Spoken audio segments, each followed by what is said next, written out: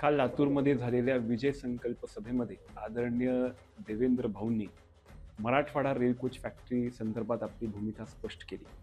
फॅक्टरीच्या माध्यमातून लातूर शहरामध्ये नव्हे तर पूर्ण जिल्ह्याभरामध्ये 10 ते 15,000 थेट रोजगार उपलब्ध होणार आहेत. त्या संदर्भात बरीच टीकाही केली जाते, परंतु त्याच्यामधली सत्यता ही आहे की त्याच्यासोबतच त्याच्या आजूबाजूला ॲन्सिलरी युनिट्स मोठ्या प्रमाणात निर्माण होणार आहे.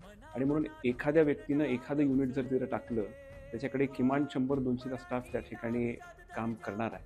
आणि म्हणून हजारोच्या संख्येनं जेव्हा हे युनिट लातूरमध्ये उभे राहतील, त्याच्यामधून युवकांना रोजगारासाठी चांगली संधी उपलब्ध होणार आहे. दुसरा महत्त्वाचा विषय देवेंद्र भाऊंनी त्या ठिकाणी मान्य केला की आदरणीय शिवराजजी पाटील चाकूरकर साहेबांचं एक मोठं स्मारक त्यांची कारकिर्दीतून सुरुवात झाली होती, महानगरपालिकेच्या आवारामध्ये उभं करण्याचं आश्वासन दिलं. सभेमधून एक वेगळीच ऊर्जा पूर्ण लातूर शहरामध्ये वाहू लागलेली आहे आणि त्याच्या माध्यमातून भारतीय जनता पार्टीचा झेंडा हा महापालिकेमध्ये फडकणार आहे याच्यात किंतु परंतु वाटत नाही. लातूर जिंकणार, कमळ फुलणार.